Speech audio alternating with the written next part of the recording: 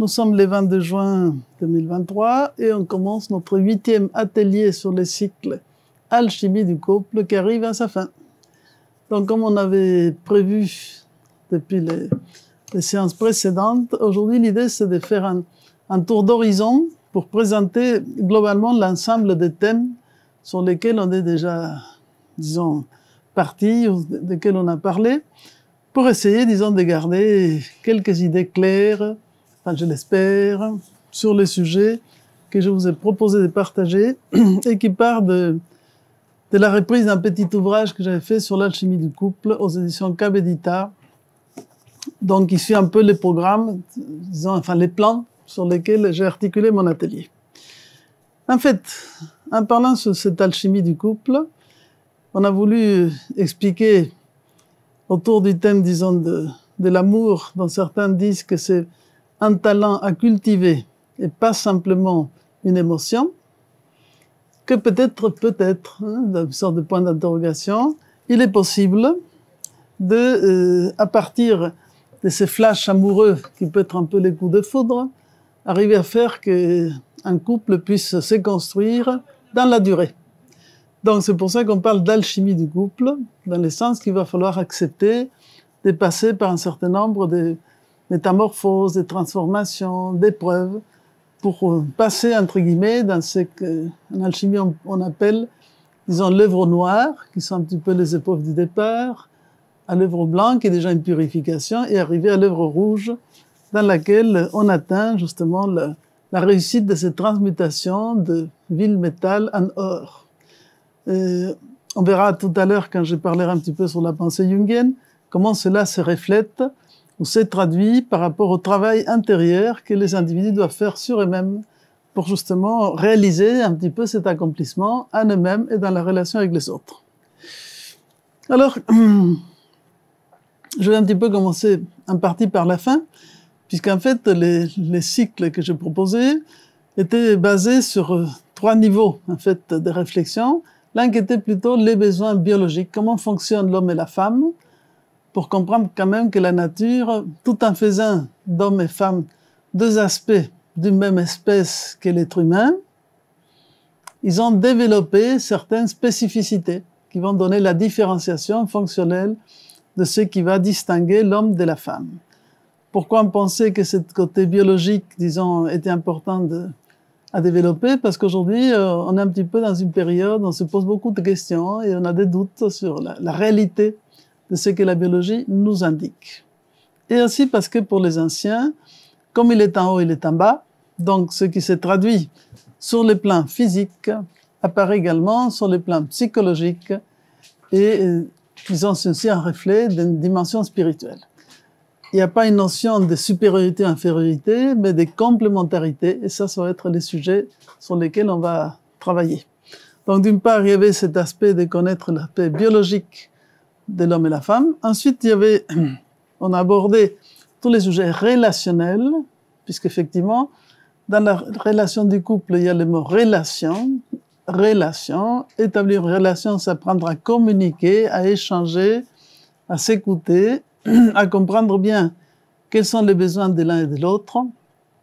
Et le thème de la communication, on sait aujourd'hui jusqu'à quel point provoque énormément de problèmes dans notre société.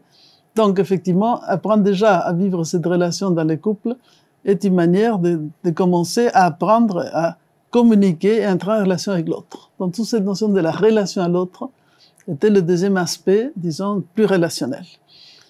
Après, je continue un petit peu avec la dimension symbolique. Et pour cette dimension symbolique aussi dans la clé psychologique, je me suis beaucoup basé, évidemment, sur le travail de Jung, Carl Gustav Jung, qui va faire une recherche ou une présentation, je dirais, assez originale de la complémentarité entre les masculins et les féminins, que je reprendrai tout à l'heure, en expliquant qu'effectivement, chaque être humain porte en lui une part du masculin et une part du féminin. Mais l'une d'une manière consciente et l'autre dans sa dimension inconsciente. Parce qu'au fond, effectivement, tout être cherche une plénitude, une complétude, à relier en lui ces 2 polarités qui en fait sont complémentaires. Donc on va revenir un petit peu sur ça avec les notions d'anima animus, qui sont des concepts que Jung va redéfinir de manière très spécifique. Et on avait fini en faisant le tour de la dimension mythologique, pour voir comment, à travers les différentes mythologies ou représentations de la création de l'humanité, on s'est représenté ce jeu du masculin-féminin, que ce soit en Orient ou en Occident. Donc là, j'avais donné quelques exemples pour les côtés tradition occidentale à partir de la Bible, mais aussi les célèbres mythes de l'androgyne dont nous parle Platon dans le banquet, qui va nous donner une idée de pourquoi. On cherche à réunir, n'est-ce pas, ce qui était éparse. Donc il va l'expliquer un petit peu comme ce sort de nostalgie des origines. Et dans le côté oriental, j'ai donné quelques exemples sur la mythologie hindoue et l'univers chinois, puisque vous savez que la philosophie et la pensée chinoise est un petit peu, comme une grande partie de cette pensée orientale, je dirais les champions de cet art de la connexion et la relation des contraires. Tout le monde connaît la figure du yin-yang, cette figure d'un cercle divisé en deux moitiés, la moitié blanche avec un point noir, la moitié noire avec un point blanc, qui évoque les deux grandes forces premières de l'univers, qu'ils appellent les yin et les yang. Une force passive, qui est le yin, ou réceptive, une force active, qui est le yang, et qui ensemble, en fait, circulent et se complètent. Et c'est pour ça qu'il faut voir cette figure, non pas comme quelque chose de statique, mais tout au long de l'année, il y aura la dominante des forces yang, par exemple, en arrivant au cœur de l'été, avec le feu, la chaleur, tous les pouvoirs d'émission puissante du yang, qui va diminuer progressivement jusqu'à arriver à un équilibre au temps des équinoxes, et ensuite à son déclin au moment du solstice d'hiver, où c'est la force yin qui prend toute l'ampleur et le pauvre yang est à son minimum d'expression. Mais dans ce jeu permanent des polarités, des complémentarités, lorsqu'un pôle arrive à son minimum, il commence à croître, et quand il arrive à son apogée, il commence à décliner. Et voilà la danse permanente du yin et du yang, dans toutes les combinaisons possibles, ce qui va donner une richesse de pensée assez extraordinaire. Et je rappellerai ce que j'avais expliqué sur les côtés masculin, féminin, hommes et femmes dans cette vision chinoise. Donc, on va se donner effectivement le temps de notre rencontre, notre atelier. On va le diviser en deux moitiés. Je vais d'abord reprendre un tout petit peu l'introduction et les plans biologiques et le début de l'aspect communication-relation. Et la deuxième partie, après une petite pause, on va parler sur le symbolique et la dimension mythologique. J'espère que ça nous permettra d'avoir une vision d'ensemble et vous avez sinon accès à l'ensemble du cycle qui est placé dans notre chaîne YouTube Nouvelle Acropole. Donc, pour ceux qui n'étaient pas là, vous pouvez toujours aller voir les petites émissions. Ou bien, effectivement, pour ceux qui étaient là, c'est une manière de le revoir, si ça vous intéresse. Et il y a les petits ouvrages aussi, si ça vous intéresse. Donc, alors, commençons par les commencements. Donc, pourquoi travailler sur ce thème de l'alchimie du couple? Parce que si nous voulons arriver à créer un couple significatif et durable, il faut commencer par comprendre. Et rien de mieux pour comprendre que savoir quelles sont les similitudes et quelles sont les différences. C'est seulement comme ça qu'on va pouvoir effectivement arriver à, je dirais, une bonne entente cordiale. Donc, et ceci permettra une meilleure plénitude de conscience, puisque l'objectif dans tout couple, c'est effectivement l'épanouissement de deux partenaires, chacun dans sa propre individualité et œuvrant ensemble pour créer ce qu'on va appeler une sorte de troisième terme, qui est cette notion de la relation. Ceci implique apprendre à partager les positifs et les négatifs, les lumières et les ombres, et effectivement prendre conscience à travers l'autre de ce qui signifie cette relation à l'autre. Parce que philosophiquement, c'est intéressant de voir à quel point nous sommes toujours, entre guillemets, égocentriquement centrés dans notre point de départ. Nous regardons le monde à partir de notre point de vue. Mais il y a toujours quelque chose qu'on regarde, donc il y a toujours une autre part de réalité. Donc la réalité dans sa totalité va bien au-delà de notre vision toujours particulière et partielle des choses. Donc c'est un sacré exercice déjà, comprendre qu'on part de quelque chose d'imparfait, d'incomplet, et qu'on va tendre à essayer de compléter ou de développer ce qui nous manque. Alors quand je vais commencer un petit peu à travailler sur l'aspect, disons, de comment l'homme et la femme sont faits sur le point de vue physique, dans cette biologie, disons, du masculin-féminin, on constate qu'effectivement, rentre en jeu les domaines, entre guillemets, des hormones et la manière que nous avons de gérer, en fait, les différentes situations. Donc, l'univers féminin au niveau biologique est assujetti à un cycle de 28 jours, donc il a un certain type d'hormones qui vont lui permettre de préparer, entre guillemets, son organisme pour accueillir la vie. C'est la maternité quand même qui, au niveau organique, apparaît comme quelque chose de fondamental. Donc, au niveau psychologique, enfin, disons, au niveau des humeurs, ça va donner une cyclicité d'humeur, une sensibilité nerveuse, disons qui sera spécifique de ces... Donc, la femme vit naturellement dans son corps une cyclicité, donc une relation avec le temps. C'est pour ça que les anciens l'avaient associé tout naturellement à la lune, puisque le cycle lunaire va durer exactement 28 jours, comme le cycle féminin, et il va passer cette lune, n'est-ce pas, par tous ses aspects.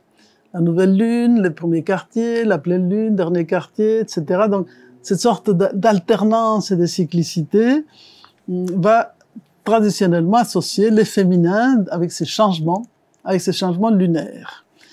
Le côté masculin est plutôt géré par d'autres types d'hormones, comme la testostérone, donc ce qui va donner toute sa force de compétitivité, combativité, action, disons, et va déterminer en même temps les caractères sexuels et la force physique. Donc, il y a deux mots, en fait, complémentaires dans l'attitude du masculin-féminin. Le monde masculin est un petit peu à la manière des spermatozoïdes qui sont en compétition pour savoir qui va gagner, dans une logique de compétitivité, de compétition, d'être les meilleurs, les premiers, etc. Et la psychologie féminine est plus associée, à partir de cette base biologique, par une notion de relation, de coopération, de solidarité, d'entente. L'univers féminin va effectivement, peut-être depuis les temps où nous étions dans des états tribaux, où cette société féminine s'occupait ensemble de l'éducation des enfants, il y avait une sorte de collectivité qui avait cette idée de l'entraide. Mais en même temps, c'est vrai que on va se rendre compte que pour la gestion du stress, ça ne se fait pas du tout de la même manière pour le masculin et le féminin. Le fonctionnement masculin a besoin d'une réponse active et se confronter aux difficultés. Donc c'est pour ça qu'il augmente la testostérone pour résoudre le stress. C'est comme ça, disons, qu'il va agir. L'homme fonctionne avec un cycle action-repos. Il agit, il donne tout ce qu'il doit donner et après, il se repose. Donc on associe ça, en fait, quelqu'un associe ça à l'image de l'élastique. On l'étend et après on le détend. Et par contre, le cycle féminin, pour surmonter le stress, développe pour travailler avec l'ocytocine, qui est donc une autre hormone, donc qui va lui permettre de libérer ce stress en exprimant ses difficultés, en communiquant et en cherchant du soutien. Le féminin a besoin d'exprimer les difficultés, donc elle est dans une logique d'aide et de soutien. Elle est dans un mode de fonctionnement où justement elle exprime les choses, elle libère les tensions de cette manière, et après ça se calme, elle reprend. Donc elle fonctionne comme une vague, tandis que l'homme fonctionne comme un élastique. C'est pour ça que la femme aura tendance à parler beaucoup plus que l'homme, et elle va raconter ses problèmes, mais comme expliquent tous les experts, pas du tout pour qu'on lui donne les réponses, juste pour qu'on l'écoute. Elle a besoin d'écoute, comme elle aime. C'est pour ça que les femmes entre elles, quand elles parlent, elles peuvent parler très très longtemps pour se raconter les choses, et ça rééquilibre, disons, leur fonctionnement hormonal, tandis qu'on dit que les hommes, ils aiment pas du tout raconter leurs problèmes, et quand s'ils vont consulter quelqu'un, c'est parce que vraiment, c'est grave et ils n'obtiennent pas la solution tout seuls. Mais par rapport à leur orgueil, c'est une manière de décliner leur pouvoir, de demander de l'aide à un autre. Donc c'est pour ça qu'en fait, aussi dans la logique masculine, Si une femme raconte ses problèmes, ils vont essayer tout de suite de donner une solution. Mais la fille veut pas la solution, elle veut juste qu'on l'écoute. Et donc, vous voyez là, c'est bête, mais c'est un début des problématiques que peut-être certains parmi vous ont eu l'occasion de rencontrer. Donc, nous sommes en fait dans deux logiques complémentaires, compétition d'un côté, coopération de l'autre. On va expliquer également qu'il y a donc il y a un désir d'aider d'un côté qui est accentué et dans l'autre la prise de décision. Ça ne veut pas dire que les femmes ne sont pas capables de prendre des décisions, ni les hommes capables d'écoute ou de soutien. Mais on parle un petit peu des pourcentages relationnels et ce qui prédomine dans un pôle ou l'autre. On expliquera aussi que c'est le côté féminin accentue le fonctionnement du cerveau gauche, donc qui est plutôt verbal, qui est dans la notion du partage, dans l'expression et dans le temps. Et c'est repéré par rapport à des objets, disons, et des signes. Et en ayant une meilleure mémoire visuelle. Tandis que les masculins fonctionnent mieux avec le cerveau droit, qui gère plutôt le côté action, compétition, contrôler, s'exprimer moins, et être plutôt maître de l'espace. Donc on a les côtés temps-espace, qui sont réellement complémentaires. Mais en même temps, il y a autre chose aussi à étudier en parlant de manière globale de ce qu'on va appeler la féminité et la masculinité. Alors là, il ne s'agit pas d'homme ou femme, il s'agit, disons, des polarités, comme on parle en électricité, des polarités négatives ou réceptives, et positives, disons, ou actives, d'accord? Tout être humain va avoir ces deux polarités en lui. Alors ça, c'est très bien expliqué par certains auteurs également, en expliquant la chose suivante.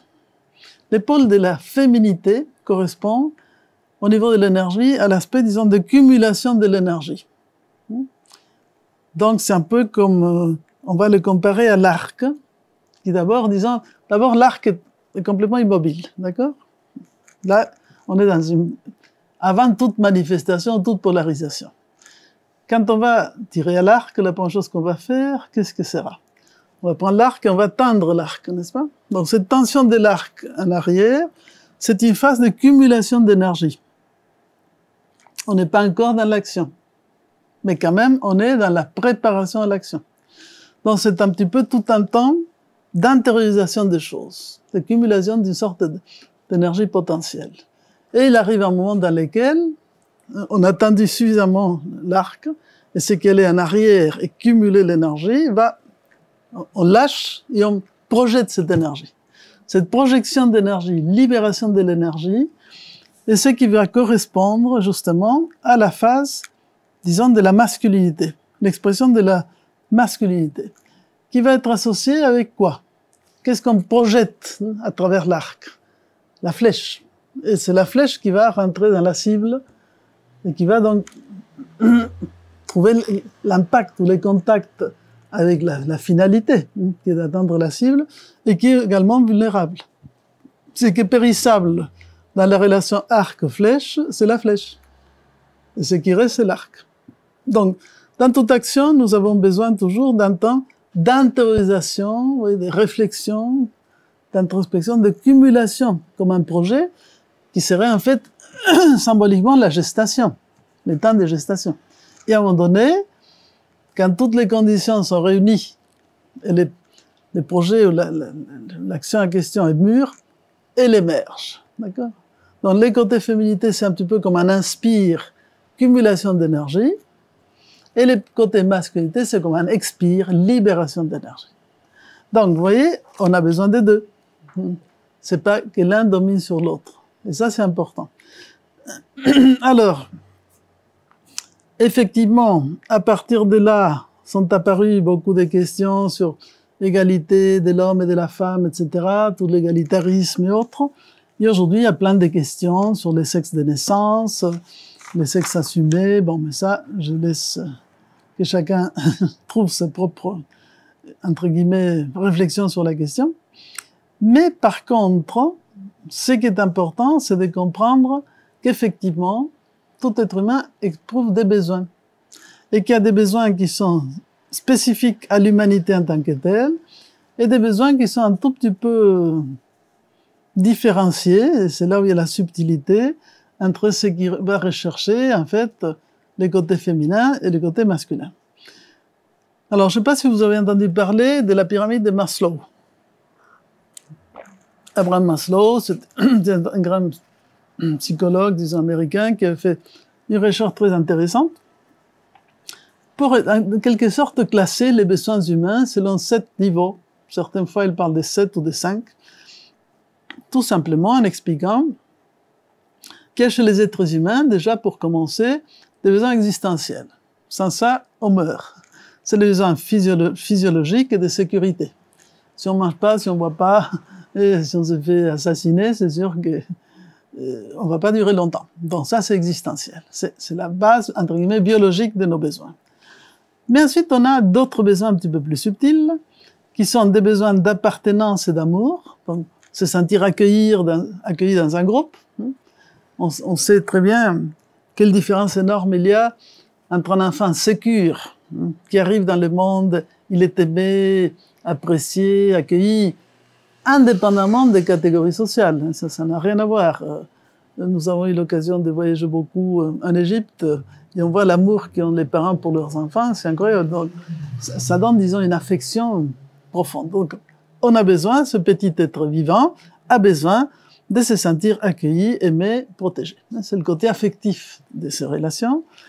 Et en même temps, il a besoin de, petit à petit, exprimer sa propre identité, sa réalité, qu'est-ce qu'il est venu faire dans le monde, donc s'affirmer dans son indépendance.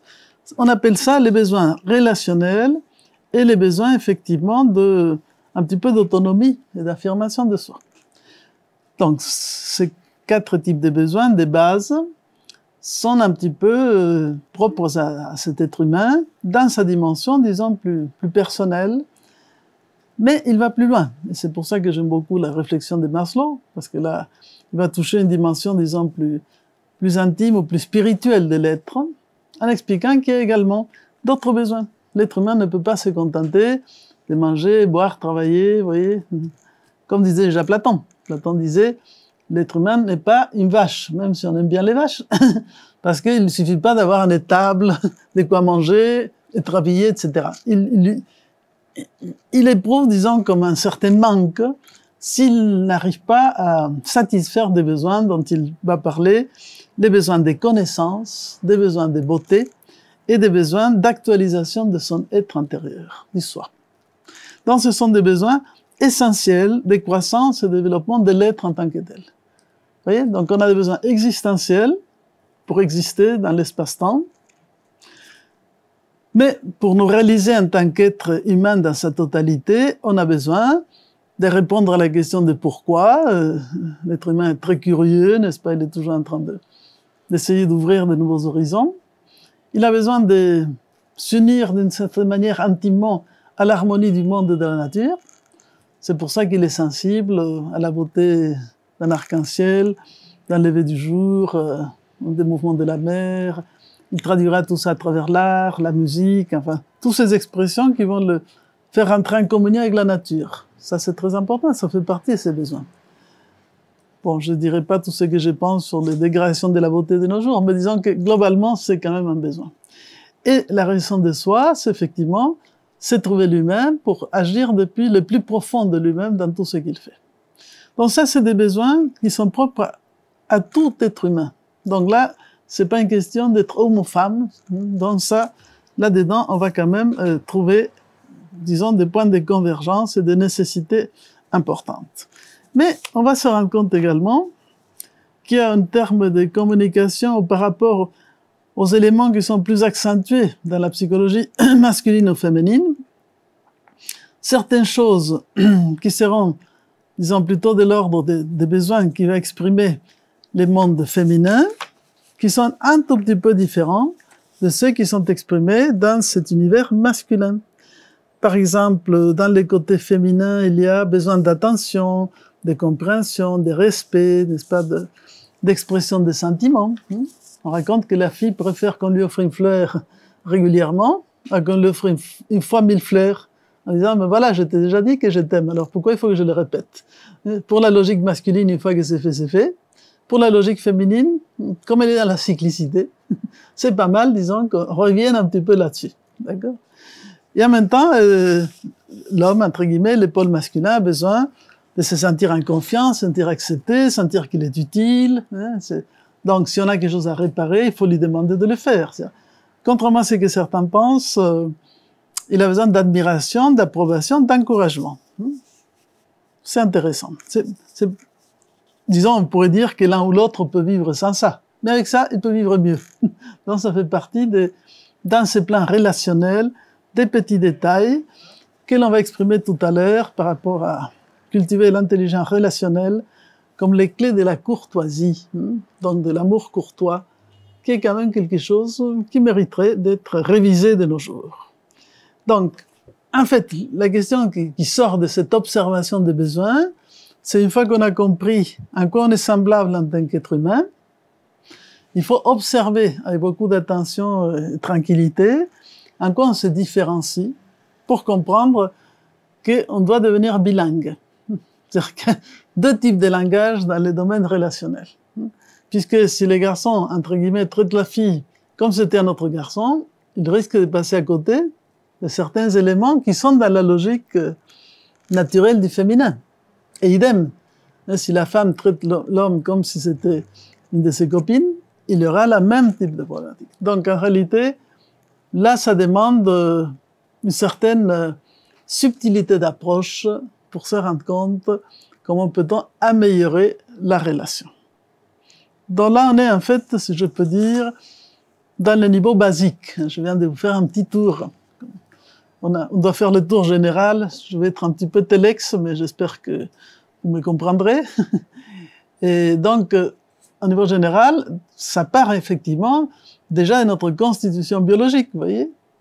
Et après, on va monter dans les plans psychologiques. Alors, effectivement, on parle des relations. Alors, ce qui est aussi observé, c'est qu'au fur et à mesure que nous avançons dans la vie, mais aussi, disons, peut-être par rapport à l'éducation, on peut dire qu'effectivement, comme l'être humain est composé d'une part biologique, basique, où son côté égo est très fort et ses besoins instinctifs sont très forts, une part, disons, un petit peu plus humaine, avec une certaine part de réflexion, et une part plus subtile, disons, qu'on pourrait appeler la part plus spirituelle, eh bien, on peut dire que selon où se situe notre conscience, puisque notre conscience, c'est la manière comme nous percevons le monde, mais aussi à partir de quel niveau je me situe. Je me situe à mon nombril, je veux voir le monde. Si je suis couché, je veux voir le monde d'une certaine manière. Si je suis assis, je le verrai à une autre hauteur. Si je suis debout, je le ferai à une autre hauteur. Si je suis au sommet de la montagne, c'est pas pareil que si je suis en bas dans la vallée. N'est-ce pas? On est d'accord. Il y a différentes hauteurs. Donc on peut dire qu'à l'intérieur de nous, il y a aussi différentes hauteurs qui vont déterminer le type de relations qu'on établit avec les autres. Si au niveau de l'auteur, je suis au niveau de mon nombril, entre guillemets, ou de mes instincts et de mes pulsions, je vais vivre ma relation avec les autres comme une relation émotionnelle ou instinctive. Dans cette relation émotionnelle instinctive, la relation masculin-féminin se réduit à la relation mâle-femelle, entre guillemets. Donc, c'est la sexualité. Et ça peut être un peu brutal, d'accord? Aujourd'hui, on sait bien qu'il n'y a pas du tout d'initiation, entre guillemets, à la sexualité et à l'amour dans les passages difficiles qu'ont les enfants vers l'adolescence. Quand ils découvrent la sexualité, comment ils la découvrent? Vous me direz, évidemment, il y a des super cours comment ça s'appelle ça, d'instruction sexuelle, je sais pas comment ça s'appelle à l'école, mais enfin, on doit leur donner quelques explications basiques. Mais au niveau de la vie concrète, il paraît que malheureusement, pour beaucoup de ces ados, c'est voir des vidéos porno et autres qui sont leur initiation à la sexualité. Ça, c'est gravissime. Bon. Pourquoi? Parce qu'à ce moment-là, nous sommes en train d'agir sur cette dimension purement de relations émotionnelles instinctives. Et l'image qu'on aura de l'autre, de soi-même, sera complètement déformée. Bon. On peut aller plus loin? Oui. On peut monter d'un cran. Alors, on peut arriver à établir des relations qu'on va appeler des relations de type personnel, dans laquelle on reconnaît que l'autre est une personne. Donc, il y a un trait égaux. Chacun découvre à peu près quels sont ses intérêts, ses particularités, et l'autre aussi. Et on va faire, entre guillemets, des contrats, entre guillemets, d'entente mutuelle, en fonction des intérêts des uns et des autres. Point barre. Alors ça va donner tous les codes et qui vont aller dans notre logique actuelle à dire, voilà, quel est le poids de ce qu'on appelle la charge mentale que chacun est en train de subir, et on va faire les tableaux Excel pour savoir combien d'heures de travail pour ceci, cela, et dans les travaux domestiques et le reste. Bon, c'est une caricature, mais pour expliquer, on est dans une relation personnelle, ok, d'intérêt. Chacun fonctionne en fonction de ses intérêts. Mais on peut monter encore d'un cran, nous sommes très optimistes, n'est-ce pas, comme vous le savez, enfin certains. Et donc, oui, c'est possible de monter encore d'un cran. Et alors là, peut-être arriver à établir ce qu'on va appeler une relation d'ordre philosophique. Dans une relation plutôt philosophique, à la fois, chacun fait un travail sur soi-même pour aller chercher d'être en contact avec les meilleurs de lui-même, c'est-à-dire la partie la plus haute de lui-même, la plus noble. Et donc, à partir de là, la relation à l'autre sera aussi basée sur cette noblesse et cette élévation.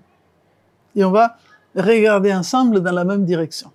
Ce qu'il disait justement Saint-Exupéry dans Les Petits Princes, avec sa belle Rose, qui va évoquer cette idée d'une sorte d'un amour où il y a une qualité de relation, une profondeur, une intentionnalité d'élever chacun au meilleur de lui-même. Donc là, c'est un type de couple où chacun aide l'autre à s'améliorer, à se développer. Vous voyez, une sorte de sens de l'autre, donc une sorte d'altruisme dans l'amour et pas simplement d'intérêt particulier. Donc il y a pour ça, dans cette perception de l'amour, plusieurs degrés qui vont aller de « je t'aime parce que je m'aime », parce que je suis moi et toi tu es toi, n'est-ce pas? Et sinon, parce que justement, cette union va créer ce troisième facteur dont je parle, cette relation, ce niveau de relation, qui va produire quelque chose de joyeux, de constructif. Donc il y aura une création. Et ça va donner des couples intéressants puisqu'ils se stimulent mutuellement dans leur force de créativité, de réalisation. Donc chacun est une individualité, mais c'est ensemble qu'ils s'encouragent et ils grandissent ensemble. Alors ceci nous amène justement à cette question. Si on veut donc développer une relation durable, hein, c'est la grande question. Puisqu'aujourd'hui, tout ceci est un petit peu assujetti à des changements permanents, ou très rapides parce qu'on n'a pas la patience. On ne cultive pas le talent, vous comprenez? On réduit l'amour à l'émotion. Donc c'est les amours Kleenex, entre guillemets. Mais cette société du jetable, comme on le sait actuellement, est en train de sentir qu'il faut changer de cap. Il faut aller vers les développements durables. Donc peut-être développer les couples durables serait quelque chose d'intéressant. En tout cas, il y a des gens qui s'interrogent sur cette affaire. Donc, par exemple, dans les éléments qui vont aider à faire ce type de travail, j'expliquerai 2 ou 3 choses simples. D'abord, quelque chose qu'on appelle cultiver l'intelligence relationnelle. C'est qu'à une époque, on appelait l'intelligence émotionnelle. Je ne sais pas si vous avez entendu parler. Tous ces types de recherches un petit peu liées au développement personnel et autres nous viennent en général des États-Unis, puisqu'ils étaient un peu plus pionniers dans ces domaines. Il est toujours vivant. Daniel Goleman est celui qui avait développé le concept de l'intelligence émotionnelle. Mais l'intelligence relationnelle est basée sur 5 éléments. Le premier, être généreux, donc savoir donner. Le deuxième, important, être de bonne humeur. Waouh, ça c'est important. Même s'il y a des orages ou des tempêtes, il faut garder à l'intérieur de soi une forme de joie, de satisfaction de ce qu'on peut mettre en place. Un peu la notion, disons, de passion positive, de la joie telle que l'entendait Spinoza. Être de bonne humeur. Cette bonne humeur intérieure naît du contact de ma propre identité et d'une certaine satisfaction de bien faire ce que je peux faire, ce qui dépend de moi. Mais le monde est en train de brûler. Il y a plein de problèmes par-ci, par-là. Comment peut-on être heureux et tranquille dans ce monde si agité? Eh bien, est-ce que si je m'agite, moi, ça va arranger mieux le monde? Probablement pas.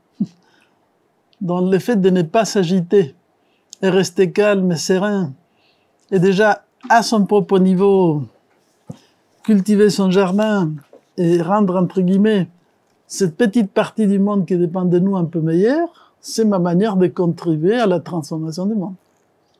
Donc, mieux vaut être de bonne humeur que le contraire. Ce qui amène au troisième point de cette intelligence relationnelle, qui est ce qu'on appelle apprendre à jouer. Les côtés un peu ludiques. Vous savez que les enfants, ils apprennent à jouer justement parce que c'est une manière aussi de s'entraîner pour la vie. À la fois, ce jeu leur apprend ce qui seront un petit peu leurs futures actions, maîtriser, disons, leur comportement. Enfin, il y a plein de choses intéressantes qui se passent avec ça. Mais il ne faut pas perdre cette capacité d'avoir un petit espace roue libre dans la tête pour que ça fonctionne bien. Je lisais dans un journal qui donnait une brève un petit peu scientifique que on a trouvé que des grands singes ou des singes s'amusent à tourner sur eux-mêmes. Ils tournent la tête, alors ils tournent jusqu'à le point où ça les met dans un état un peu d'ivresse. Un peu comme les humains, n'est-ce pas? Et en faisant cela, en fait, ça les met dans un état modifié de conscience, qui finalement leur libère quelque chose dans la tête. Et on s'est rendu compte que la tendance, donc déjà chez ces singes, comme après chez l'humain, de chercher cet état un petit peu où on lâche tout, et permet justement, favorise la créativité, n'est-ce pas? Et avoir une possibilité après d'être libérer la tête, n'est-ce pas? Et pouvoir être plus créatif, plus disponible, plus ouvert. Ça nettoie. Donc, un petit peu ce côté apprendre à jouer, c'est un peu lâcher du lest pour retomber sur ses pattes. Mais en même temps, ça paraît comme les côtés un peu joyeux, sympathiques. Et le quatrième point important, c'est savoir se confronter. Il faut à la fois savoir dire oui et savoir dire non. Donc là, on a toute la question de la gestion des conflits, qui était un vaste sujet que j'avais traité assez longuement. Ici, je vais juste énumérer, je suis un petit peu dans les retours un petit peu de ces éléments-là. Mais c'est important aussi de savoir dire ce qu'on a à dire, mais comme certains l'expliquent, savoir bien le dire. Une phrase, je ne sais pas de qui dit « On peut tout dire à condition de savoir le dire ». Parce que dans cette gestion des conflits, on va nous expliquer qu'il y a différentes manières d'agir. Agir comme des carpes, on a peur de tout. Agir comme des requins, on attaque. Soit on est complètement victime, coupable, j'ai rien fait, mais de toute manière, on se tait, comme les carpes, on dit rien. Soit on attaque et on a toujours raison. Donc là, c'est pas bien. Un, c'est les conflits refoulés. La personne encaisse et n'exprime jamais ses problèmes. Donc à la fin, elle tombe malade, parce que quelque part, ça doit sortir. Soit elle est dans une agressivité excessive, et elle a toujours raison. Donc évidemment, là, pas de dialogue non plus. Donc, quelle serait la juste réponse, la juste situation? C'est la voie qu'on appelle du conflit assumé. Comprendre qu'il y a mésentente, qu'il y a quelque chose qui pose un problème. Donc on l'énumère clairement, d'une manière objective, la plus objective possible. Et on essaye à partir de là de voir quelle solution proposer qui puisse être meilleure pour les uns et pour les autres. Il paraît que, je ne sais pas si c'est en Suède ou en Norvège, je ne sais pas quel pays plus ou moins nordique, dans certaines écoles, on a réussi à commencer à gérer les problèmes des harceleurs et harcelés, et qu'il y en a de plus en plus, en faisant une gestion d'échanges et autres pour arriver à faire comprendre à l'harceleur ce qu'il provoque chez l'autre, sans non plus rentrer dans une logique de vengeance, etc., etc. Donc, par une forme de dialogue, etc., ils arrivent à dénouer les nœuds. Nous pourrons dire que si on monte dans cette partie de nous-mêmes plus haute, n'est-ce pas, on peut avoir un regard humain et pas purement instinctif, disons, du moment, il est possible d'arriver à cette résolution des choses qui implique un amour réciproque et un respect mutuel. Donc, ça serait quand même intéressant que la résolution des conflits soit faite avec intelligence. Et également, un point important que j'étais content de retrouver chez un auteur qui va reparler sur cette notion, c'est la notion de retour à l'amour courtois. Donc la célèbre courtoisie. La courtoisie qui ne doit pas être interprétée comme une hypocrisie, parce que dans notre société un petit peu où tout doit être un peu crash, naturel dans les pires sens du terme, il suffit de voir un peu comment les gens s'habillent en général, bon, c'est quelque chose de... Bon, je dirais rien, mais c'est assez significatif du fait, disons, qu'il n'y a plus une notion de l'attitude respectueuse vis-à-vis de l'autre. Bon, donc en fait, cette pratique de la courtoisie peut s'appliquer à plusieurs niveaux. Sur le plan physique, basique, une certaine hygiène, une certaine élégance, une certaine esthétique. On s'embellit pour embellir le monde. Donc c'est pas, entre guillemets, une mode, m'as-tu vu, vous voyez, d'apparence, pour justement, encore une fois, que ce soit l'ego qui soit affirmé, mais justement, quelque chose qui soit un peu comme une belle fleur. On est content, non, de voir de jolies fleurs, comment dirais-je, embellir les jardins. Alors, bon, sans exagération, on peut avoir une apparence correcte, une certaine élégance et autres. Sur le point de vue affectif, la courtoisie, c'est un petit peu à l'anglaise. La devise de la famille royale anglaise, n'est pas se plaindre, n'est pas critiquer, donc, n'est pas geindre. Tous les côtés un petit peu dans lesquels on passe sa vie à comment dirais-je, dévoiler tout ce qui va pas, c'est pas de la courtoisie sur le point de vue affectif. Parce que c'est encore une fois, c'est recentrer en son propre égoïsme et ses petitesses. Tout aspect un petit peu d'excès de critique, de ce psychisme un petit peu dégoulinant, qui malheureusement maintenant, je pense, passe beaucoup à travers les réseaux sociaux, n'est pas bon ni pour les autres ni pour soi-même. Parce que c'est comme si on créait autour de soi une espèce d'atmosphère pleine de nuages, pleine de colère, pleine de choses un peu sombres, je ne sais pas si c'est clair. C'est comme si on se baladait avec ses propres nuages. Est-ce que ça vous plairait, vous, d'avoir un climat psychologique, entre guillemets, toujours entouré des nuages gris et des horizons bas? Non, hein? On se plaint quand on a trop de soleil, mais quand même, on est toujours content d'avoir un ciel bleu et dégagé. Donc le ciel bleu dégagé, c'est sur le plan de vue affectif, savoir prendre sur soi, pour ne pas déranger les autres par nos petits problèmes. Et sur le point de vue mental, la courtoisie mentale passe par quelque chose aussi, qu'à mon avis aujourd'hui est un peu caboché, si je peux dire comme ça, communiquer clairement, dire les choses clairement. Quels sont les besoins, de quoi on a besoin, etc. Sortir de tout ce qu'on appelle les malentendus, les sous-entendus, mais j'avais cru t'avoir dit que, mais ceci, cela, je ne sais pas si vous voyez la quantité de vaudeville incroyable que l'on fabrique par le fait d'être incapable de communiquer clairement. Et pourquoi on ne communique pas clairement? Je dirais parce que notre mental n'est pas clair. C'est-à-dire, on est dans la fantaisie, dans la confusion, dans le fait de faire 40 000 choses à la fois. Donc tout ça provoque, disons, des coups de circuit de nos circuits mentaux. Par exemple, on a maintenant plein de petits réseaux, enfin, différents réseaux de communication. Et on reçoit plein de messages de tout le monde. Après, on ne sait plus si c'est venu par telle voix, telle voix, telle voix, telle voix. Et quelqu'un expliquait que justement, si vous êtes concentré pour faire quelque chose, et tout d'un coup, avec l'idée de multitâche, on lâche ça pour passer à un autre truc. J'étais en train de lire. Si tout d'un coup j'interromps ma lecture pour aller faire autre chose, revenir à ce que j'étais en train de faire avant, va me prendre au moins 15 minutes de préparation pour entrer dans l'état de concentration où j'étais. Donc les gens qui au niveau du travail passent leur temps à faire ces espèces d'aller-retour dans cette sorte de diversification à la fois anxiogène, disons, et dispersante, c'est évident qu'il y a un gaspillage de temps et d'énergie énorme. Donc, communiquer clairement, avoir une belle écriture, de traduire des belles pensées. La belle écriture. Là, maintenant, je pense que, bon, je le dis aussi pour moi, on est tellement dans nos écrans et autres qu'écrire bellement est très difficile. D'accord? Il faudrait revenir un peu à la calligraphie des bases, où s'envoyer des mots, des correspondances, des mots écrits et pas simplement des smileys et des petites figurines qui nous épargnent de tout effort.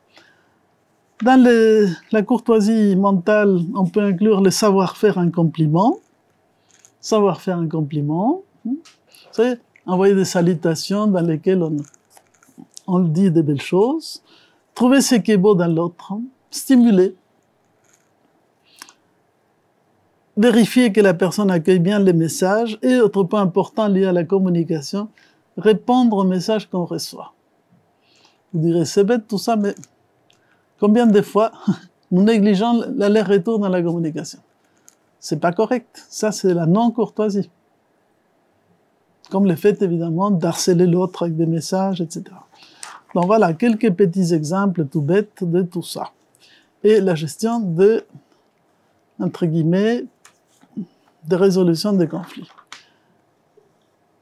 Donc, en fait, pour construire un couple durable, pour passer, en fait, du coup de foudre à un amour durable, on doit pouvoir construire notre identité avec des objectifs de vie clairs. Donc, effectivement, qu'est-ce qu'on veut, vers où on va dans cette relation? Favoriser cette voie du dialogue dont j'ai parlé tout à l'heure, enfin un petit peu plus. Le dialogue, il faut se donner du temps pour dialoguer, pour échanger. Résoudre les problèmes en les parlant clairement. Il faut bien savoir ce qu'est un dialogue. Parce que on sait encore ce que c'est de dialoguer. Dans les dialogues, on écoute, on reçoit, on répond, vous voyez, on se met à la place. Enfin, il faut rester très calme pour faire un bon dialogue.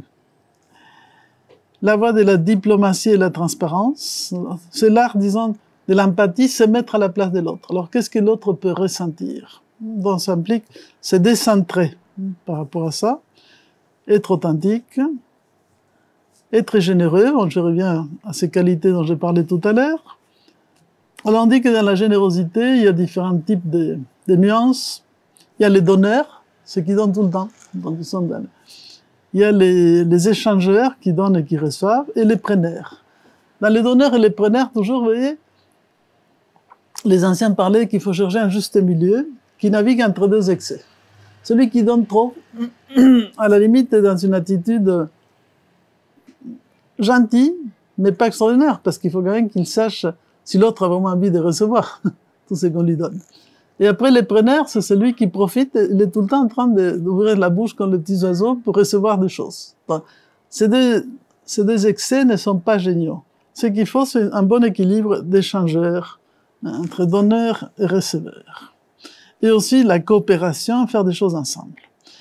L'amour courtois, donc c'est ce qu'on a expliqué. Donc, c'est quelque chose qui peut être positif. J'avais fait une espèce de petit tableau. Bon, au niveau des besoins féminins, en 3 mots, 3 choses hyper simples. Ce n'est pas limitatif ni absolu. Le côté féminin a besoin de romantisme créatif renouvelé, donc des petites surprises. Un temps d'écoute hebdomadaire, donc cycliquement, se remettre au dialogue. Et résoudre équitablement le partage des tâches ménagères et la responsabilité parentale. Il paraît que ça, c'est des problèmes récurrents qui apparaissent tout le temps. Donc, il faut être intelligent et trouver une astuce par rapport à ça. Les besoins masculins sont associés au fait de garder le pouvoir dans l'action, se sentir libre et fort, se sentir utile et protecteur face au danger. Voilà, donc affirmer la qualité et la masculinité, en quelque sorte. Et je m'étais fait une petite échelle, entre guillemets, avec 7 clés du bonheur, très romantique. Je dirais, enfin, je vais les synthétiser un petit peu. J'ai travaillé un petit peu sur ces septénaires, puisque les clés septénaires sont toujours enrichissantes. Alors, par exemple, sur le plan de vue physique, une bonne entente sexuelle, être à l'écoute du partenaire, cultiver les sens, les bons goûts, l'élégance, la courtoisie. Au point de vue énergétique ou vital, il y a tous les thèmes d'harmoniser les rythmes biologiques pour vivre plus à l'unisson. Donc pratiquer du sport, marcher au bord de la mer, enfin avoir des temps de partage dans un art de la respiration. Et aussi accepter qu'il y ait des moments de rencontres, des moments de solitude. Vous voyez, c'est toute la notion du rythme. Le rythme est très important. Parce qu'il faut savoir recharger ses batteries. Et parfois, il peut y avoir des gens qui s'aiment énormément, mais qui sont de nature très différentes. Donc, il faut respecter de quoi a besoin l'un et l'autre. Sur les points de vue affectifs, c'est là où je placerai l'idée partager les beaux, les sentiments supérieurs sous toutes ces formes, bien communiquer, éviter les malentendus et intégrer une part d'imprévu et d'humour.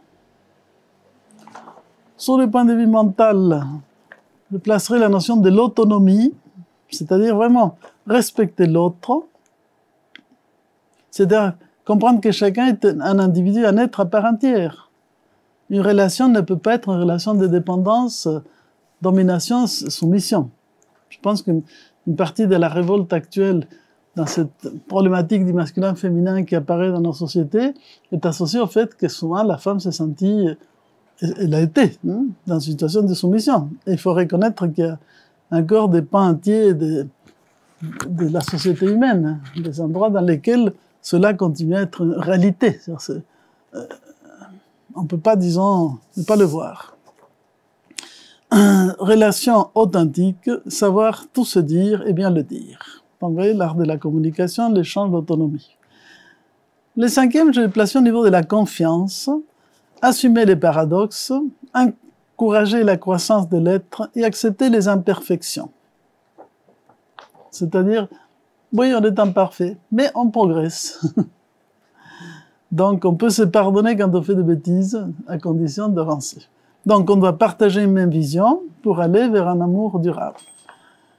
Le sixième point, j'avais placé l'empathie, c'est-à-dire la vibration de l'amour se répand, s'unir à la grande vie universelle. C'est-à-dire, en fait, deux êtres qui partagent un amour profond et sincère, se placent, disons, dans les courants de la vie. Donc, ils canalisent quelque chose de formidable qui devient de plus en plus puissant. Donc, on fait les dons de soi sans calcul et on est heureux du bonheur d'autrui. Donc, dans l'empathie, je me situe dans la base de la pensée bouddhiste, qui est le fait de notre bonheur dépend du bonheur d'autrui, et pas seulement de la recherche d'une autre. Et quant à la dimension de l'être, contacter son propre être intérieur, faire grandir les liens d'interdépendance, parce que la force d'union vainc la séparativité. Dans la clé finale, c'est l'union mystique finale. Et de ça, je parlerai tout à l'heure en parlant de Jung avec les masculins féminins et l'anima et l'animus. Voilà, avec ça, un peu rapide, j'ai fait le tour de la première partie. Bien, donc nous passons à la deuxième partie, dans laquelle je vais essentiellement parler sur la notion jungienne, justement, de comment il explique d'une manière, je trouve, extrêmement intéressante cette relation entre les masculins et les féminins, puisque, bon, peut-être tout le monde connaît un petit peu la pensée de Jung, il a développé une vision, une sorte de géographie de l'âme humaine, où il explique essentiellement qu'il y a la part consciente de nous-mêmes, gouvernée par l'ego, qui est enveloppée de ce qu'il appelle la persona, c'est-à-dire le jeu de l'image que l'on projette à l'extérieur. Et bon, il y en a plein de jeux d'images que l'on fait là-dessus. Mais le problème, c'est que cet ego, qui gouverne la part que nous connaissons de nous-mêmes, c'est pour ça qu'on l'appelle consciente, croit qu'il est au centre de nous-mêmes. Et c'est là où apparaît la première erreur, disons, métaphysique, si je peux dire comme ça, puisqu'en réalité, la partie consciente de nous, c'est comme une couronne circulaire, au centre de laquelle il y a l'inconscient. Donc, et au cœur de cet inconscient, en particulier ce qu'il appelle l'inconscient collectif, réside le soi, avec un grand S, le soi-même, le self, qu'il compare à la notion d'Atma, c'est-à-dire la racine profondément spirituelle de l'être. Et l'inconscient porte en lui toutes les potentialités de tout ce que l'humanité a déjà pu imaginer, penser, concevoir depuis la nuit des temps. Donc en fait, on a une possibilité de nous connecter avec des racines très profondes de l'aventure humaine, sachant que chaque civilisation va colorer cette dimension archétypale primordiale à partir de son expérience, de son état de conscience du moment. Donc, premier problème, enfin, toute la notion de Jung, c'est nous sommes des êtres dissociés qui doivent apprendre à se réunifier. Ça, c'est toute la problématique. Ces dissociations, cette espèce de dualisme qui va depuis la notion du bien et du mal, du connu et de l'inconnu, se traduit également par la première antinomie entre conscient et inconscient. Dans les conscients, entre guillemets, enveloppés de cette persona, créent la partie, disons, la plus apparente extérieure de nous-mêmes. Les portes qui conduisent vers l'inconscient sont gardées par une part qu'il appelle l'ombre. Un archétype, l'ombre, qui représente tous les éléments un petit peu négatifs, nos défauts, enfin nos petits nuages, etc., que l'on ne veut pas assumer. C'est pour ça qu'on ne veut pas traverser cette porte, entre guillemets, vers les profondeurs, parce qu'on a peur du noir. Enfin, c'est une sorte d'image poétique, comme quand on était enfant. On a peur du noir. Qu'est-ce qui se passe? Je vois un trou béant, et on me dit qu'il faut aller là. Waouh! Je vais être dévoré par le loup. Donc, il y a une espèce de peur ancestrale, de rentrer dans la relation profonde avec nous-mêmes. Mais néanmoins, si on ne fait pas ça, on ne va pas découvrir tous les immenses trésors qui sont cachés dans cette dimension appelée de l'inconscient. D'autre part, comme cet inconscient a une puissance vitale extraordinaire, le fait de le refouler, de ne pas vouloir l'assumer, etc., d'être trop projeté vers l'extérieur, va créer d'énormes déséquilibres. Et lui-même, comme c'est en même temps une entité vitale et vivante, comme dira Jung, si on le rejette, il va apparaître et va nous dominer. On sera un peu dominé par des comportements inconscients. Et notre violence, notre brutalité, enfin plein de choses que, après on dit, mais non, ça c'est pas moi, comment c'est possible, vont émerger de cet inconscient non apprivoisé. C'est ce qu'il va appeler l'aspect un peu sombre de l'inconscient.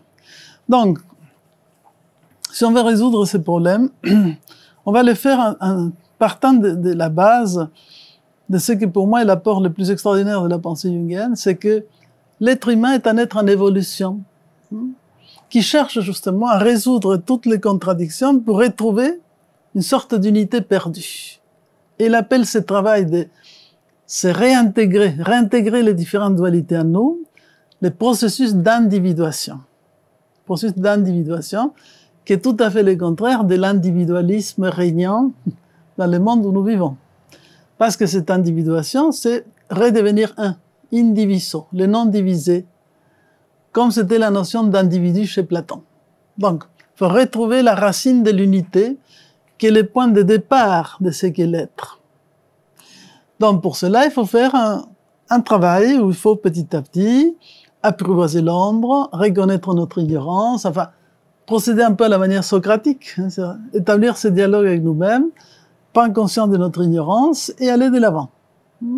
On va entre guillemets, se manger soi-même par petits morceaux.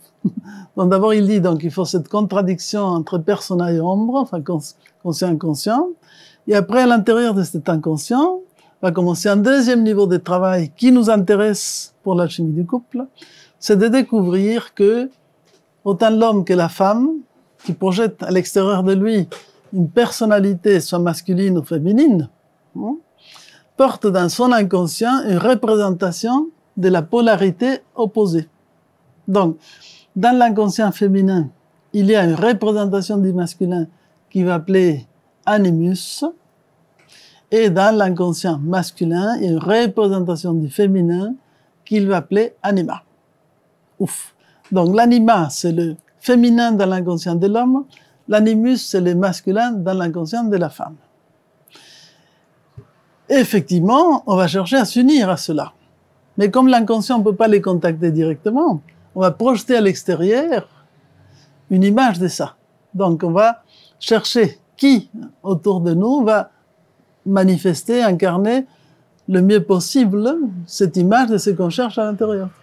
Et c'est ça qui va donner le célèbre coup de foudre, pourquoi on va tomber amoureux d'un tel ou un tel. Qu'est-ce qu'on voit dans cette personne? De quoi cette personne parle à chacun? Elle lui parle de sa part, entre guillemets, de féminité ou masculinité qu'il porte au plus profond de lui. Quand l'union s'accomplit correctement, il y aura une source d'inspiration, entre guillemets, du fait que cet être va pouvoir articuler mieux en lui ça part du masculin féminin. D'accord? Et cela se passera, encore une fois, par comment dirais-je, un chemin spiralé en couches successives. Parce que selon notre âge, enfin notre moment d'évolution dans notre propre processus de maturation dans la vie, nous n'aurons pas la même image de ce qui sera l'expression de ce masculin féminin. Donc, il avait associé à des images mythologiques ou des figures héroïques, et c'est à partir de là que j'ai fait mon livre sur les dieux intérieurs, reprenant un travail fait par une psychologue américaine, psychiatre ou psychologue, dans un courant qui s'appelle le courant de la psychologie des archétypes inspiré de Jung, Shinoda Bolen, et j'avais repris un petit peu ça, les simplifiant, pour expliquer effectivement les différents stades par lesquels on passe. Un peu comme ce que j'expliquais tout à l'heure, les relations émotionnelles, vous voyez, personnelles, etc., avec 4 stades que Jung va expliquer de cet aspect anima animus. Je vais dire un petit mot sur ça tout à l'heure, mais avant, expliquons un tout petit peu mieux qu'est-ce qu'il met derrière cette idée d'anima animus. Déjà, ce qu'il va dire, et c'est vraiment à réfléchir, c'est l'homme, dit-il, extériorise les qualités de ce que Jung appelle le logos, la raison, la pensée, la force de différenciation. Quand la lumière du jour se lève, toutes les choses se différencient. D'accord? Et chaque chose se trouve à sa place. C'est un peu la puissance solaire apollinienne qui différencie toutes les choses. Donc ça, c'est la force du logos. Donc c'est la force de la vision. On voit les choses, on les met à leur juste place. D'accord? Donc ça va inspirer, c'est le masculin dans l'homme, c'est une qualité que l'homme porte naturellement dans son conscient et que la femme va canaliser à travers son animus. Oui? Ça part du masculin dans son propre inconscient. Donc voilà, on verra plusieurs degrés, plusieurs exemples de ça. L'épaule anima, donc, va représenter les côtés féminins que l'homme doit canaliser dans son inconscient, et ça représente pour Jung la force de l'éros, la sensibilité, l'amour, les sentiments, la relation, le souffle qui relie les choses. Le côté féminin est plus dans cette capacité justement de donner vie, de porter la vie, et donc de créer l'union. Disons, il y a un peu le côté amour et guerre, les forces d'Eros, Eris, ou d'Aphrodite et Arès, qui sont représentées par ces 2 polarités. Donc on a toute cette notion de ce qui va être un peu inspirateur du sentiment, de l'art, de la beauté, etc. Donc la relation avec ses propres sentiments. Donc une bonne gestion de son anima va permettre à l'homme de se connecter avec ses propres sentiments et les exprimer. Donc ce sera une source d'inspiration, de créativité, etc. D'où le fait qu'une des représentations de la figure de l'anima sera la muse inspiratrice. C'est pas l'unique, mais c'est une de ses formes particulières. Il y en aura plein d'artistes, n'est-ce pas, pour lesquels cette force d'amour va leur donner cette puissance de canaliser leur créativité artistique. Dans mon cycle, là je ne le fais pas dans la synthèse, j'avais présenté quelques cas de couples intéressants de différents styles et on a parlé de Salvador Dali et Gala. Dali et Gala. On dira ce qu'on voudra, mais par rapport à l'exemple de ce qui anima animus, c'est très intéressant de voir la puissance de ce que cette figure féminine va dégager de cette créativité de cet artiste. Pour le côté de l'animus, en fait, c'est plutôt la figure d'autorité, c'est le principe de la connaissance, c'est le maître intérieur, c'est la pensée, qui devient de plus en plus, comment dirais-je, subtile, purifiée, dans la quête des sens des choses. Donc, c'est plutôt une image de sagesse d'un côté, vous voyez, des pensées, et de l'autre, des sentiments d'inspiration, de beauté et d'harmonie. Voilà à peu près les éléments. Alors, comment ça se passe dans son explication, la maturation naturelle de l'être humain? Bon, en réalité, il y aura pour lui 4 degrés qui vont être associés un peu aux âges de la vie. Mais ce qu'il va expliquer Jung, qui était un petit peu sa préoccupation, c'est de dire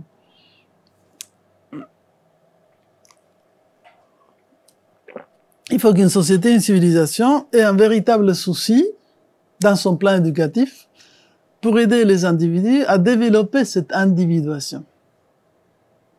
Est-ce que notre monde actuel est vraiment intéressé pour nous faire évoluer par rapport à notre nature humaine, ou est-ce qu'on se contente de faire de nous ce que j'appelle des petits ouvriers spécialisés?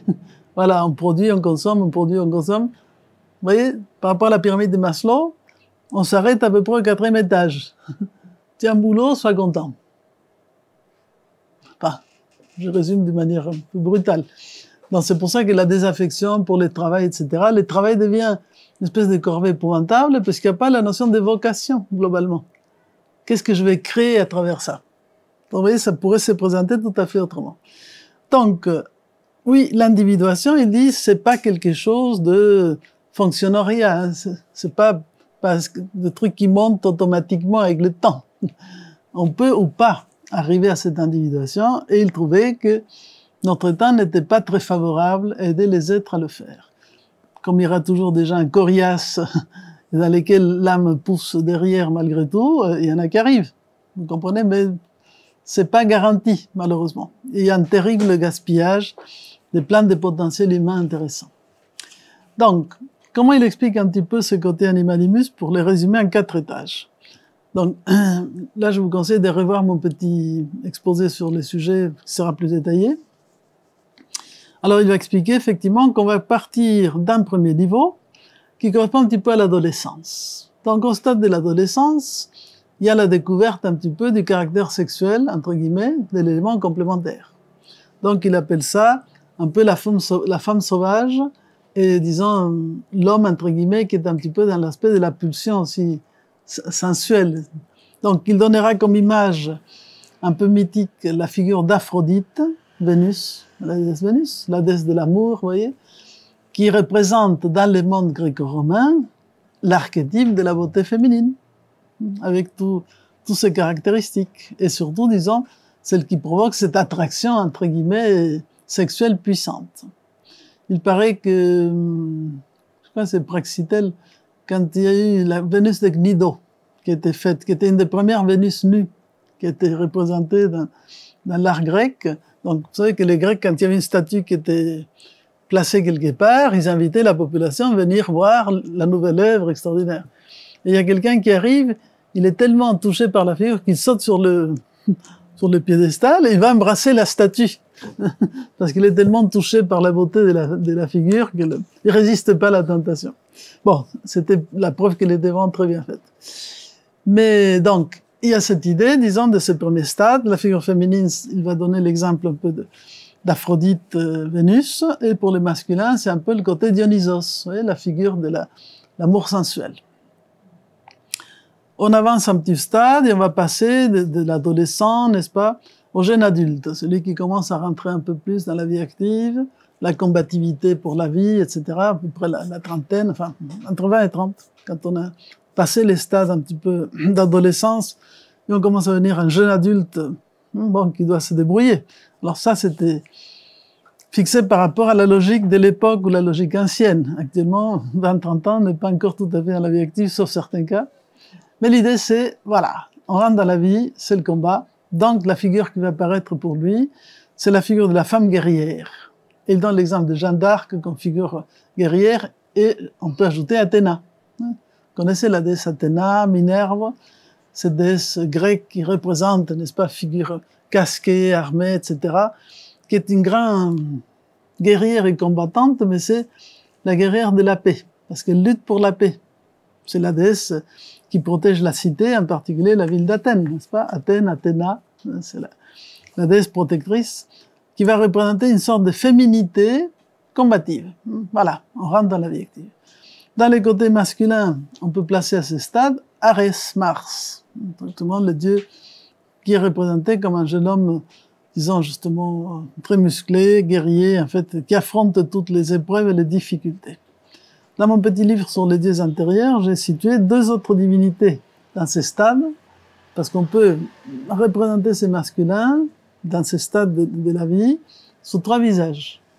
Celui de Mars, donc c'est plutôt le côté combatif, musclé, vous voyez, le guerrier, et Phaistos, Vulcain, c'était le dieu artisan, celui qui construit la beauté, les belles œuvres, etc. Et Apollon, qui est la figure, en fait, de construction mentale. C'est celui qui agit plutôt avec l'idée, les mentales, etc. Donc on a le corps, l'âme, disons l'art, et l'esprit. Donc 3 visages de la même fonction, en quelque sorte. Et après nous arrivons en fait à la maturité. Alors quand on arrive à l'âge mûr, pour Jung, il va parler de la femme vénérée et l'homme, disons, qui a le pouvoir de la connaissance, n'est-ce pas, et le verbe. Donc par rapport à la femme vénérée, c'est l'image de Déméter, ou la Vierge, dans le sens que pour lui, l'expérience de la maternité était très importante pour le féminin. C'est en quelque sorte le rôle de donner la vie, mais qui associé à la figure de Déméter ne se limite pas à la procréation physique, mais aussi à la transmission des valeurs et du sens de la vie.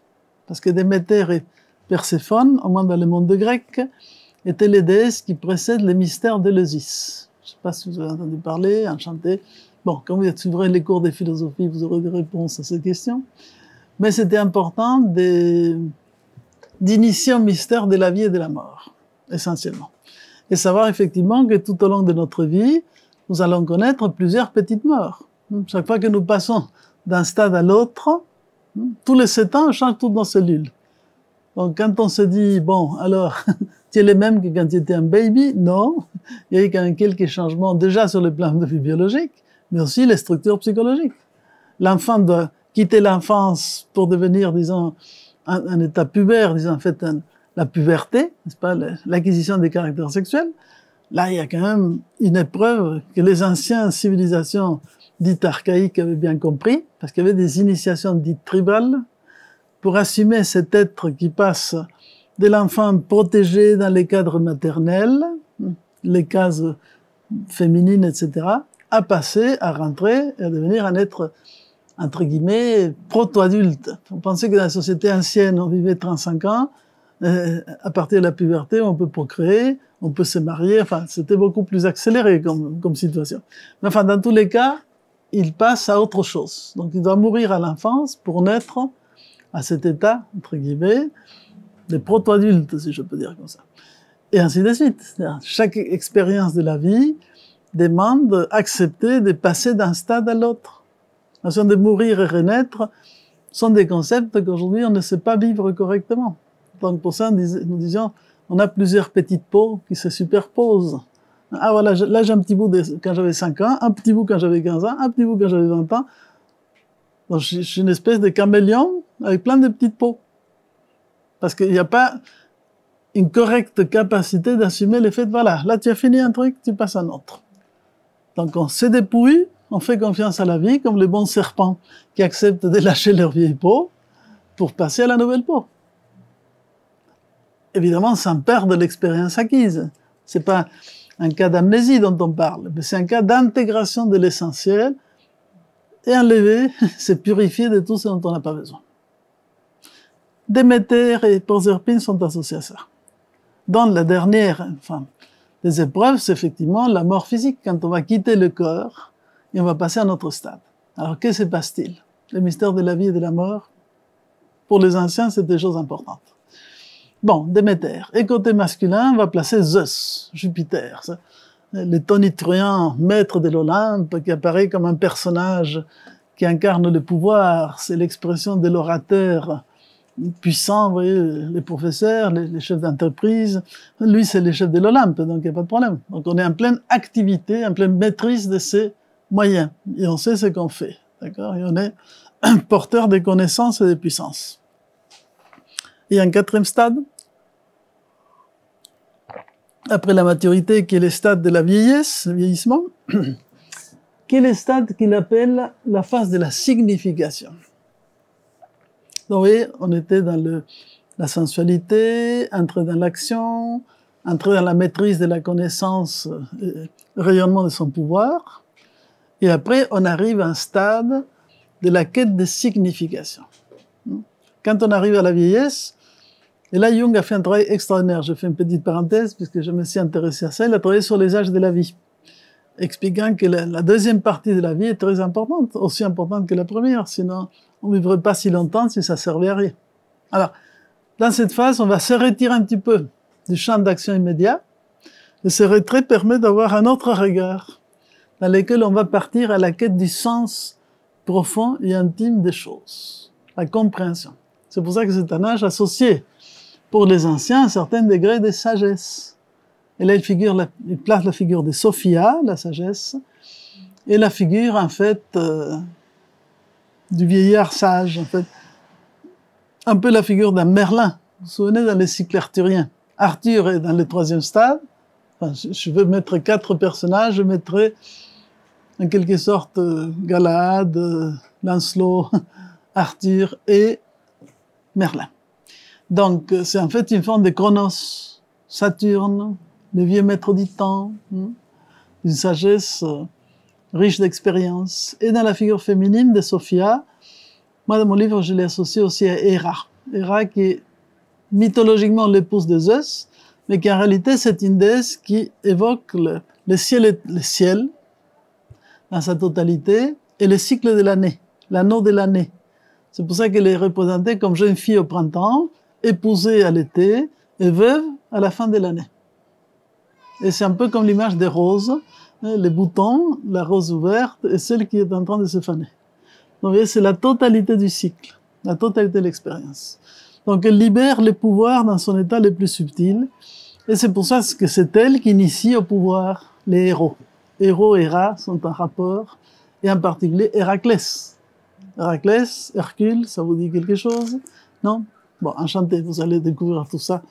C'est très important, c'est l'héros le plus important de la mythologie grecque, et qui sera assujetti à 12 épreuves terribles.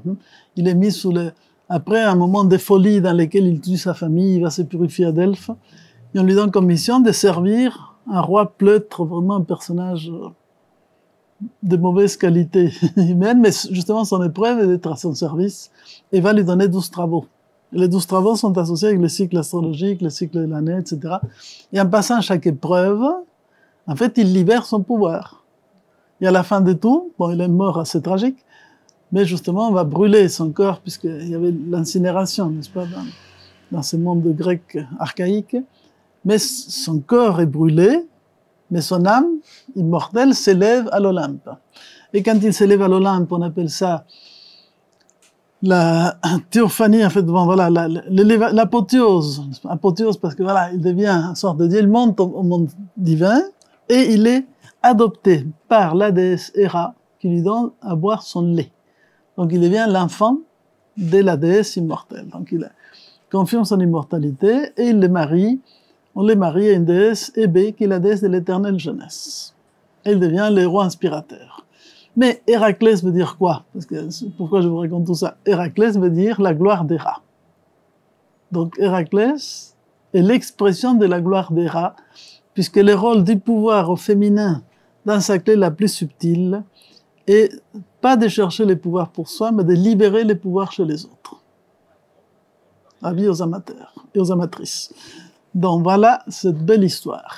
Et en plus de ça, j'arrive à la fin.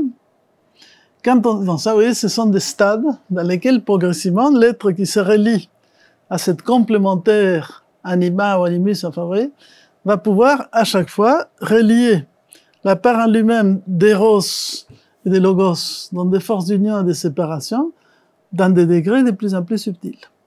Et le dernier degré qu'il associe à l'image du soi est évoqué, puisqu'on parle un peu d'alchimie, comme l'union du roi et de la reine. Donc symboliquement, la partie la plus haute de chaque être, et de cette union du roi et de la reine va naître un enfant divin, l'enfant d'or, etc., qui est l'expression du soi. Donc tout ça a pour objet de faire émerger dans la conscience un état qui permet l'émergence de cette conscience unifiée du soi. Donc s'exprimer de manière poétique, artistique, entre guillemets, pas romantique, mais je ne sais pas comment l'expliquer, mais pour évoquer quelque chose qui est un processus que les êtres doivent vivre à l'intérieur d'eux-mêmes pour réaliser leur réunification ou individuation. Donc vous voyez que c'est quand même formidable. Alors, qu'est-ce qu'il nous apprend avec ça, Jung? Il nous apprend que donc c'est quelque part normal que l'on cherche cette union de contraires, mais parce qu'on le porte déjà en soi-même. Donc c'est normal qu'il y ait, disons, la recherche de cette complétude. qui reprend un tout petit peu pour finir avec les thèmes des mythes dont je voulais vous dire un petit peu. Ça nous ramène au banquet de Platon. Dans les banquets se réunissent un certain nombre de philosophes pour discuter sur l'amour. Qu'est-ce que l'amour? Et un parmi les participants va raconter les mythes de l'androgyne. Donc expliquant qu'au commencement, l'humanité était composée des êtres qui étaient comme des êtres un peu sphériques, qui avaient 4 bras et 4 jambes, 2 têtes, enfin, qui regardaient de 2 côtés. Mais par leur hybris, leur orgueil, etc., ils ont voulu un jour détrôner les dieux. Donc Zeus a dit non, ça c'est pas possible, il faut faire quelque chose. Mais au lieu de les détruire, parce qu'ils pouvaient quand même être utiles, il a décidé de les scinder en deux. Et après, comme il voyait que chacun cherchait désespérément sa moitié en courant dans tous les sens, imaginez la sphère, les bras et les jambes, donc chacun allait à l'extérieur, il a retourné ça vers les dedans, pour qu'il puisse quand même se raccrocher de nouveau. Et ce qui explique d'intéressant, comment ça s'appelle, Platon, pour justement nous expliquer la modernité, entre guillemets, de sa pensée, il dit qu'il y avait certains de ces êtres doubles qui étaient homme-homme, masculin, d'autres qui étaient femme-femme, et d'autres qui étaient homme-femme. Seuls ceux qui étaient homme-femme avaient le pouvoir de procréer. Donc à partir de là, il trouvait que c'était naturel qu'il y ait des êtres qui cherchent leur moitié du même sexe ou du sexe opposé. Donc il trouvait ça comme quelque chose de tout à fait naturel. Et alors donc il y a cette idée, c'est à cause de ça qu'on est à la recherche, entre guillemets, de son âme sœur. Enfin, c'est une manière poétique d'expliquer ça. Par rapport à ce que je voulais dire concernant l'Orient, bon, j'expliquais des choses sur l'Inde, et là je n'ai pas le temps de les reprendre, mais sur la Chine. Alors, la particularité de cette vision chinoise, d'abord, c'est 2 divinités qui s'appellent Nuwa et Fuxi. Nuwa et Fuxi. Enchanté. On appelle les 3 Augustes avec un 3e qui viendra après. Alors, ce sont 2 divinités qui apparaissent au commencement, donc ils vont s'unir, et c'est avec eux que le rite de mariage est instauré pour la première fois. On les verra représentés comme ça. Moitié supérieure du corps humain, et moitié inférieure 2 serpents qui s'entrelient comme ça. Donc si vous voyez 2 petites figures chinoises, humaines en haut et serpents en bas, je vous enverrai, me donnez vos mails et je vous enverrai un petit dessin. Eh bien, voilà, Nuwa et Fuxi. Et alors, Nuwa, qui est le côté féminin, porte dans la main un compas. Avec un compas, qu'est-ce qu'on peut dessiner? Un cercle. Et Fuxi porte dans la main une équerre. Avec une équerre, qu'est-ce qu'on peut dessiner? Un carré. D'accord? Pour les Chinois, le carré est l'image de la terre. Et les cercles, l'image du ciel. Et il y a des extraordinaires figures dans le musée Guimet, si vous voulez aller visiter des collections chinoises exceptionnelles, dans lesquelles il y a des tours qui ont la partie carrée superposée à la partie circulaire, l'union du ciel et de la terre. Mais l'intéressant, c'est que les féminins est la terre, et les masculins est le ciel. Donc la déesse, entre guillemets, féminine, dessine les cercles, la figure du ciel. Et la figure masculine dessine les carrés, la figure de la terre. Donc on est toujours dans cette idée du croisement des énergies pour arriver à recréer l'unité. Et qu'est-ce qu'ils vont dire aussi? Ils vont dire, les hommes et les femmes portent en eux une part de yin, une part de yang, c'est normal. L'homme est à l'extérieur de lui yang, donc plus dans l'affirmation et l'extériorisation, et à l'intérieur il est yin. La femme est à l'intérieur yang, et à l'extérieur yin. Vous voyez, donc on est toujours dans l'idée, chacun a les 2 parties, mais pas distribuées de la même manière. Et après, dans la relation entre les êtres, une espèce de hiérarchie des bases, disons, de correspondance, le degré supérieur est plutôt yang, le degré inférieur est plutôt yin, mais chacun est dans ses relations avec les autres, toujours dans la double polarité. Par rapport à certains, il sera yang, par rapport à d'autres, il sera yin. La femme sera yin par rapport à l'homme, mais elle sera yang vis-à-vis de ses enfants. Quelqu'un dans son travail sera yin par rapport à son supérieur et yang par rapport à ses subordonnés. D'accord? Donc, l'idée c'est toujours, il y a cette circulation d'énergie où les polarités se complètent et se complémentent. J'ai trouvé ça fort intéressant. Conclusion. La vie des couples est un roman à deux, et l'amour est un talent qui se cultive. Il peut nous faire grandir s'il est vrai et réciproque. Donc, voilà à peu près ce que je voulais dire. J'avais marqué peut-être quelque chose dans ma conclusion.